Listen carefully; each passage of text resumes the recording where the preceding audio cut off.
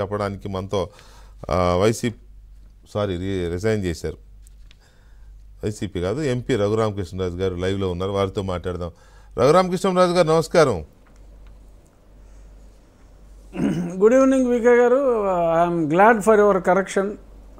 వెంటనే YCP MP అని ఆ వైసీపీ బారి నుంచి నన్ను తక్షణం తప్పించినందుకు మీకు నా కృతజ్ఞతలు. సో ఇవాళ నేను ఫస్ట్ చెప్పినట్టుగా 5 ఏళ్ల క్రితం నారాసురజ్ రక్త చరిత్ర ఇది. 5 ఏళ్ల తర్వాత చంపింది ఎవరు అని క్వశ్చన్ మార్క్. సో దీన్ని ఎలా మీకేమనిపిస్తుంది? చంపింది ఎవరు అనేది అందరికీ తెలుసండి.